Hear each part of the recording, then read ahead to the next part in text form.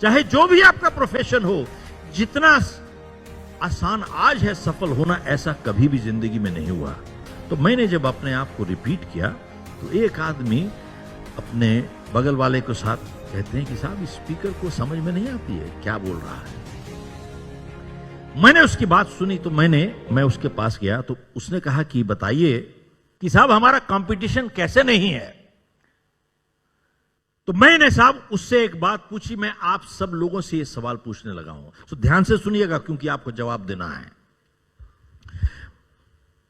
मैंने उनसे ये पूछा कि और आपसे यही पूछ रहा हूं कि साहब एक बात बताइए, आप कितने लोगों को जानते हैं अभी जो सड़क पे चल रहे हैं, जिनको जितने पैसे मिलते हैं उससे ज्यादा काम करने को तैयार हैं? कितने लोगों को जानते हैं? Hardly any. साहब आज की तारीख में ज्यादातर लोग वैसे हैं जिनको जितने पैसे मिलते हैं उतना भी काम नहीं करना चाहते, और एक दूसरा वर्ग है जो वो उतना ही काम करना चाहता है जिससे उसकी जान छूट जाए, और एक छोटी सी परसेंटेज वो है जिसको जितने पैसे मिलते हैं उससे ज्यादा काम करने को तैयार है साहब, बहुत छोटी सी परसेंटेज। तो मैंने उनसे पूछा, मैं आप सबसे पूछ रहा हूं, अगर आप उस छोटी सी परसेंटेज के अंदर आते हो, चाहे आपका जो मर्जी प्रोफेशन हो, मुझे बताइए आपका कंपटीशन है कहां पर साहब, बता दीजिए।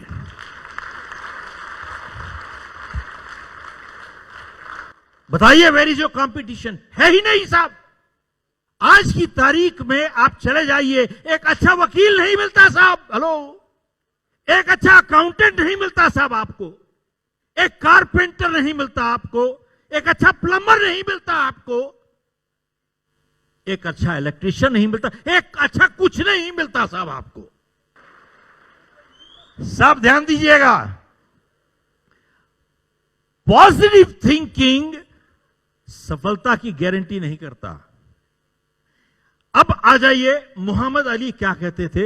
मोहम्मद अली जब अभ्यास कर रहे थे, प्रैक्टिस कर रहे थे और अपने आप को साइक करते थे, I am the greatest, I am the champion, I am the greatest, I am the champion.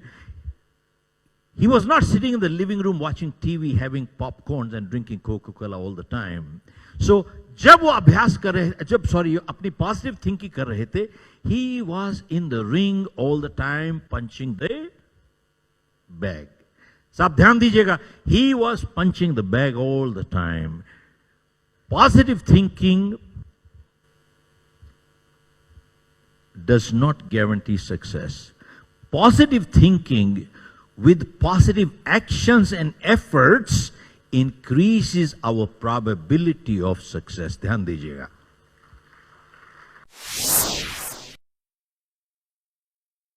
ऐसा है, जिंदगी में सफलता आती है अपने चरित्र से। आप लोगों ने माइकल फेल्प्स का नाम जरूर सुना होगा। माइकल फेल्प्स को जो ख्याति मिली, उसने मार्क स्पिट्स का 36 साल पुराना रिकॉर्ड तोड़ा साहब। 36 साल जिंदगी में कोई रिकॉर्ड मार्क स्पिट्स का तोड़ ही नहीं पाया,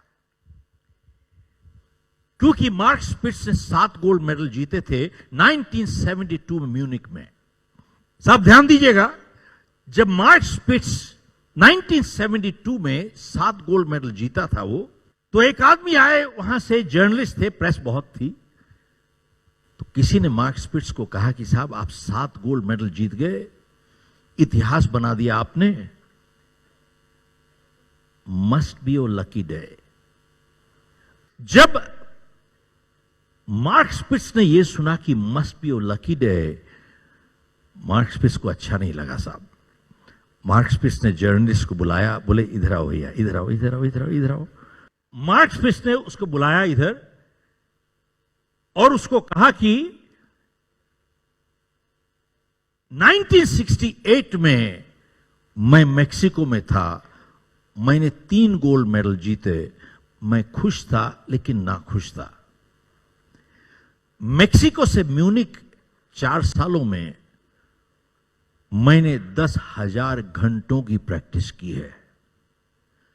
और अगर आपका गणित अच्छा है, इसका मतलब होता है 2,500 घंटे हर साल। और गणित और ज्यादा अच्छा है तो इसका मतलब होता है 8 घंटे डेली बिना एतवार के। 8 घंटे डेली बिना छुट्टी के, बिना एतवार के। तो उन्होंने जर्नलिस्ट को बोला कि भैया एक काम करो, आप अगले 4 साल के लिए डेली 8 घंटे पानी में बैठ जाओ, आपका जिस्म सुकड़ जाएगा। बोले क्या मुझे किस्मत ने जिता दिया है? बोले क्या मुझे किस्मत ने जिता दिया है? तो उन्होंने जवाब दिया, बोले एथलीट 15 साल की ट्रेनिंग करते हैं 15 सेकंड की परफॉर्मेंस के लिए।